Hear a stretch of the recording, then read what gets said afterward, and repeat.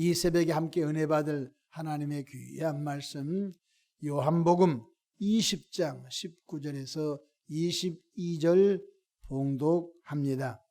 이날 곧 안식 후 첫날 저녁 때에 제자들이 유대인들을 두려워하여 모인 곳에 문들을 닫았더니 예수께서 오사 가운데 서서 이르시되 너에게 평강이 있을지어다. 이 말씀을 하시고 손과 옆구리를 보이시니 제자들이 주를 보고 기뻐하더라. 예수께서 또 이르시되 너에게 평강이 있을지어다. 아버지께서 나를 보내신 것 같이 나도 너희를 보내노라. 이 말씀을 하시고 그들을 향하사 숨을 내쉬며 이르시되 성령을 받으라. 아멘. 할렐루야.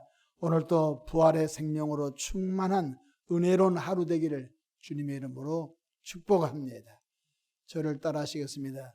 오늘도 나와 우리 가정 우리 교회 기적이 일어납니다. 오늘도 나와 우리 가정 우리 교회 기적이 일어납니다. 아멘. 저는 본문 말씀을 통해서 평강의 복이라는 제목으로 함께 은혜를 받고자 합니다.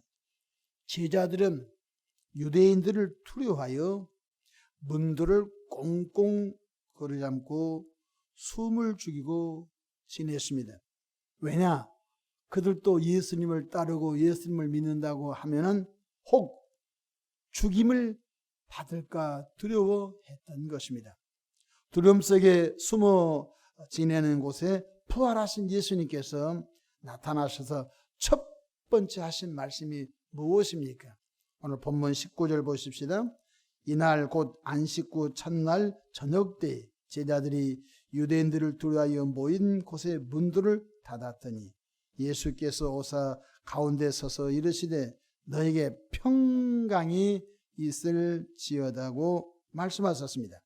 예수님께서 부활하신 자신의 모습을 직접 보여주면서 부활을 확인시켜 주시면서 그 제자들의 두려움과 불안을 떨쳐내 주시면서 그 두려움과 불안 속에 평강을 선물로 주님이 주신 것입니다. 20절 말씀 보십시다. 이 말씀을 하시고 손과 옆구리를 보이시니 제자들이 주를 보고 기뻐하더라. 왜 제자들이 지금 불안하고 초조하지요? 자기가 3년 동안 따라다녔던 예수님께서 십자가에서 비참하게 처참하게 죽음을 보았지 않습니까? 그리고 예수님께서 무덤의 장사가 되어서 이제는 제자들은 인생 끝났다. 이제는 희망이 없다. 그래서 혹시 너 예수님을 따르는 제자지? 라고 하면 자기들도 십자가의 죽임을 받을까 봐 두려워하여 숨을 죽이고 그들은 꽁꽁 숨어서 지내고 있는 그때에 부활하신 예수님께서 손에 있는 못자국을 보여주며 옆구리는 창자국을 보여주면서 부활의 예수님이 직접 자신의 부활을 확인시켜 주시자 세상을 다 얻은 것처럼 제자들은 그렇구나. 예수님께서 생전에 내가 고난을 받고 죽고 3일 만에 살아나리라.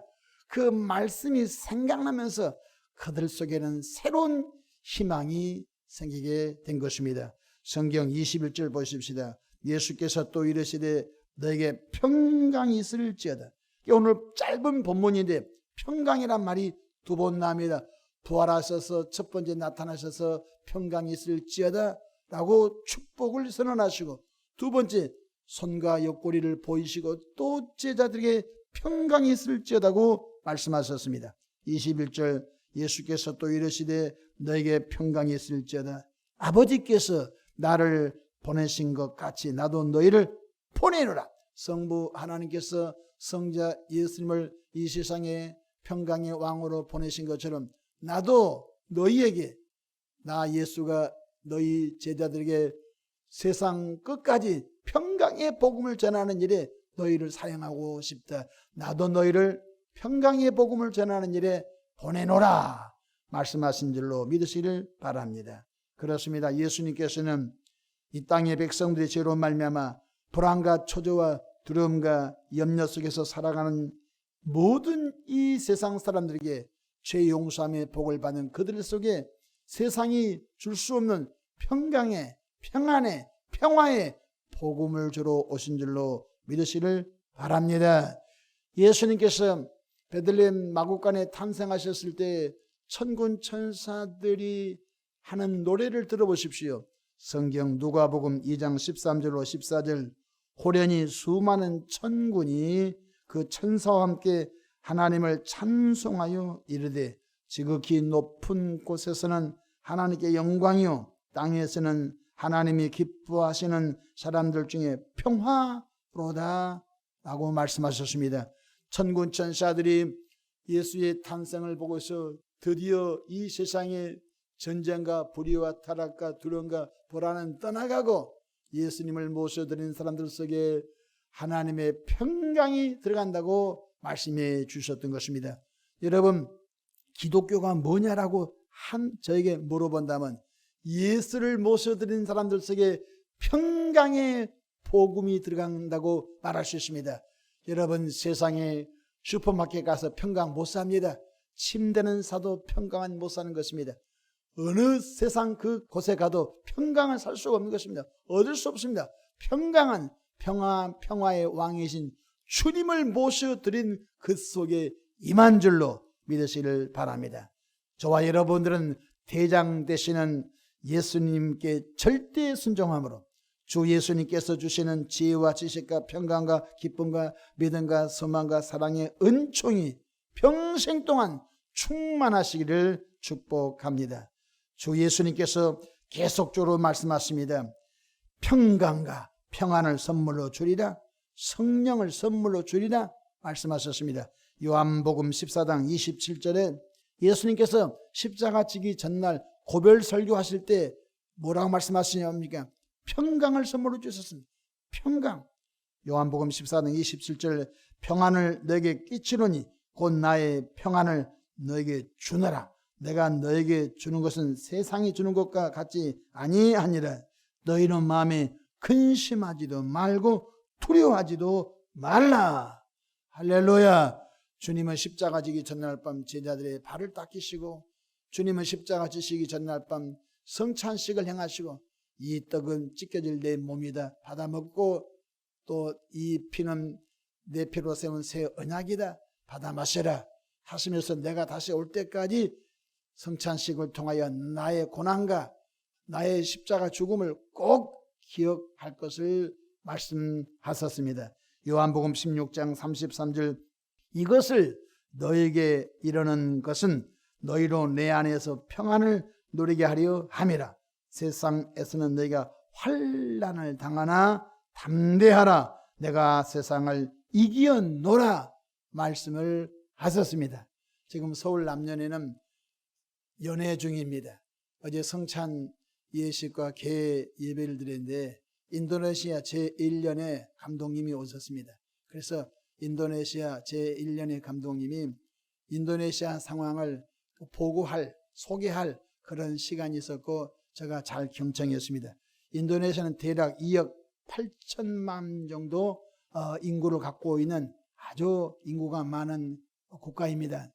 그런데 인도네시아는 85% 정도가 이슬람인들이 있고 기독교인들은 약 17% 정도 좀 있다고 합니다. 그 가운데 속에서도 감리교 교인들이 참 많이 있다는 보고를 들으면서 그 어려운 중에서도 그들이 신앙을 지키면서 그들이 평안의 복음을 전하면서 하나님의 영광을 돌리면서 하나님의 나라 확장을 위하여 수고하고 애쓴 인도네시아 목회의 상황을 제가 들으면서 참 12제자와 120문도가 부활의 기쁨을 경험하고 성령을 받고 난 다음에 예수님께서 말씀하신 대로 예루살렘과 온 유대와 사마리아 땅끝까지 이르러 십자가의 은혜의 복음, 평안의 복음, 이 복음을 증인이 되라 라고 하였는데 전 세계 곳곳마다 십자가 은혜의 복음, 평강의 복음이 들어가 구원받은 주의 백성들이 넘친 것을 보았습니다. 요한복음 16장 33절, 이것을 너에게 이르는 것은 너희로 내 안에서, 예수 안에서 평안을 누리게 하려 함이라. 세상 속에서는 환난을 당하나 담대하라. 내가 세상을 이겼노라. 바로 죄악된 세상의 우두머리 마귀를 이겼느니라. 대장 되신 예수님을 따라가기만 하면 어떤 상황 속에서도 평강의 은혜를 평생 동안 누리게 된 줄로 믿으시기를 축복합니다. 그렇다면 주 예수님께서 주시는 평강의 복을 누리려면 저와 여러분들이 어떻게 살아야 됩니까? 예수님을 믿고 그냥 저절로 평강의 복음이 들어온 것이 아닙니다. 예수 믿는 분들이 아직도 술을 못 끊고 술집 가서 술에 취했는데 하나님께서 성령으로 평강 주겠습니까? 예수님을 믿는다고 하는 사람이 아직도 여러분 세상 속에서 타락과 방탕 속에 있는데 하나님의 평강이 저절로 들어옵니까? 천만의 말씀인 것입니다. 그러지 않습니다. 평강은 첫 번째로 영과 진리로 하나님께 예배할 때 주신 줄로 믿으시기를 바랍니다. 여러분 친구 모임을 끊고 여러분 주변의 여러 만남을 끊고 속상하지만 주일날 영과 진리로 예배 드리려고 오는 발걸음은 참 무거웠습니다. 근데 예배 가운데 1시간 반 동안 예배 가운데 하나님께서 우리 마음을 이루하시고 그리고 예배를 마치고 집에 갈 때는 세상에서 얻을 수 없는 평강이 우리 심령 속에 넘친 줄을 믿으시 바랍니다. 내가 오늘 예배 잘했구나. 하나님께 예배했더니 하나님께서 내 심령 속에 평강을 주었구나 라고 집에 갈 때는 오늘 예배 가운데 하나님이 내 마음속에 평강을 주셨구나 라고 고백하는 교인들이 신앙생활 오래 하신 분들은 그런 경험들을 많이 해보신 줄로 믿습니다. 시편 73편 28절에 하나님께 가까이 함이 내게 복이라 그렇게 말씀하셨습니다. 둘째로 성령 충만할 때 평강의 복을 누리게 되는 것입니다. 주 예수님께서 부활하셔서 부활 후 첫날 제자들이 문을 꽁꽁 걸어 잠고 있는 그곳에 주님이 나타나셔서 평강이 있을지어다 평강이 있을지어다 그러시면서 22절에 주님이 뭐라고 말씀하셨습니까? 같이 한번 보십시다. 22절 이 말씀을 하시고 그들을 향하사 숨을 내쉬며 이르시되 성령을 받으라. 할렐루야. 그렇습니다. 기도하고 하나님의 말씀을 묵상하다가 성령을 받은 사람들은 특징이 하나 있습니다. 성령을 충만히 받은 사람 특징은 여러 특징이 있지만 일단은 마음이 평안합니다. 신간이 평안합니다. 신장과 간이 평안합니다. 신간이 평안하다면 이 세상에서도 줄 수 없는 바로 평강은 성령 충만한 만큼 비례한 줄로 믿으시 바랍니다. 성령 충만한 만큼 평강이 비례합니다. 성령 충만함이 없는 사람들은 아무리 평강을 설교해도 평강이 임하지 못한 것입니다. 여러분 제가 이렇게 설명하면 여러분 혹시 쉽게 이해할지 모르겠습니다. 여러분 축구공이 있습니다. 축구공이 있는데 축구공이 바람이 다 빠져버렸습니다. 그 축구공이 피파 공인 이 공으로서 아주 비싸고 좋은 공일지라도 그 속에 바람이 다 빠져버린다면 그 공은 무용지물이 되고 마는 것입니다.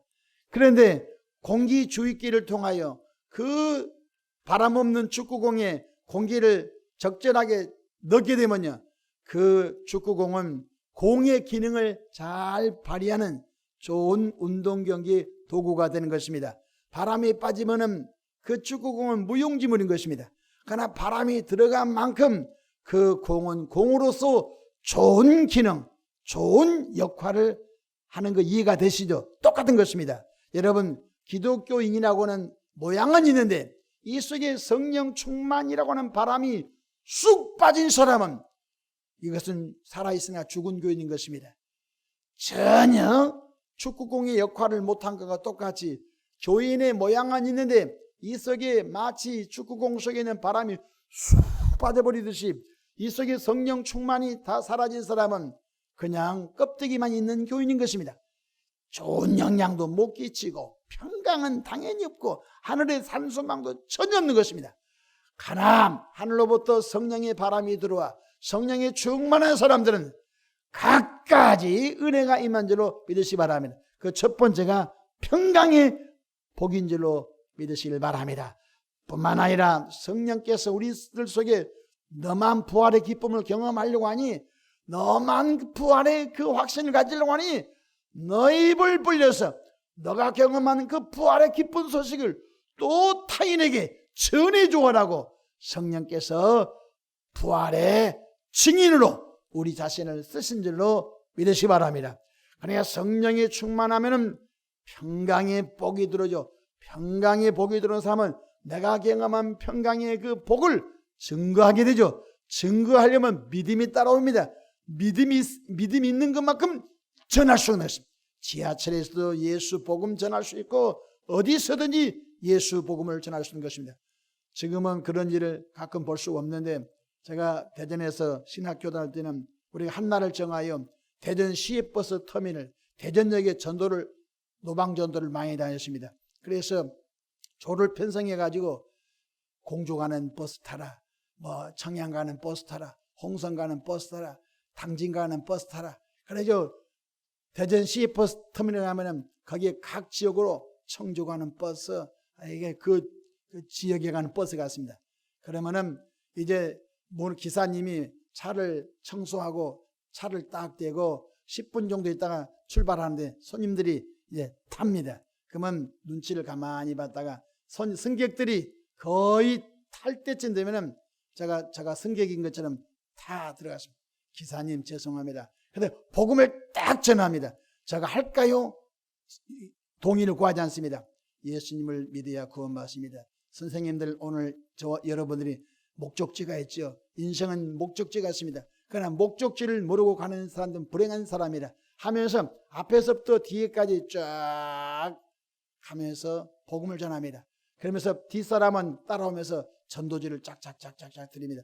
여러분 목적지에 가면서까지 이 전도지를 읽어보시고 여러분 천국에서 함께 만나시기를 바랍니다 하고, 앞사람은 전도를 하고 뒷사람은 따라오면서 전도지를 돌리면서 딱 나오면 기사님도 승객도 야 너 누구냐? 라고 대항한 사람 한 사람도 없습니다.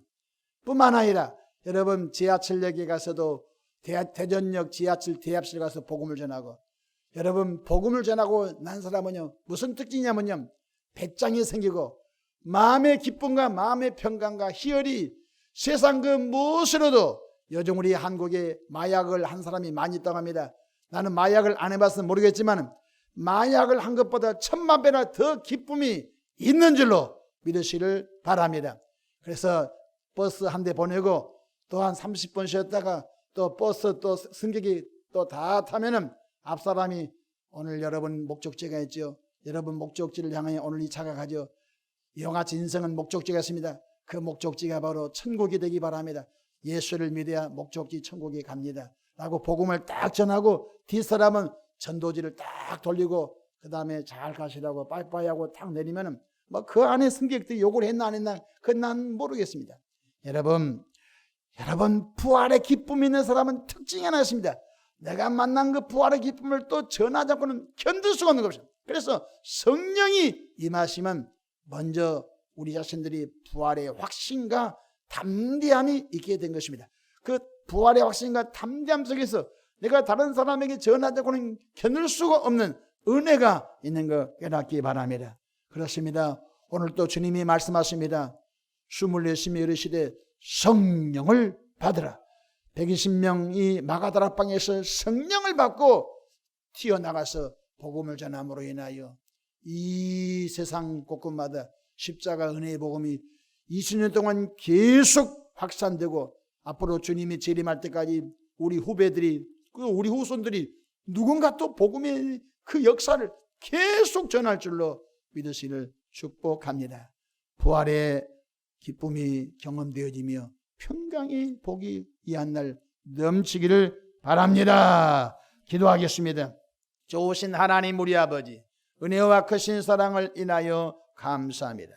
하나님 우리 아버지, 제자들은 불안초조 두려움으로 숨어서 꽁꽁 숨을 죽이고 있었지만 그 장소에 부활하신 주 예수께서 나타나셔서 손과 옆구리를 친히 보여주시면서 부활을 주님이 입증하시고 확증해 주시고, 제자들은 부활하신 예수님을 만남으로 인하여 그런 성령을 받고 그런 평강의 복음, 구원의 복음, 천국 복음의 복음을 전했던 것처럼 오늘 우리들도 성령의 충만함을 힘입어 또 부활의 복음을 전하는 은혜의 삶을 평생 동안 살아가도록 축복해 주시옵소서. 원수 마귀야, 예수의 피, 예수 이름으로 결박과 묶임을 당하고 떠나갈지어다. 교회가 평안할지어다. 가정들이 평안할지어다. 우리의 심령들이 평안이 넘치기를 바랍니다.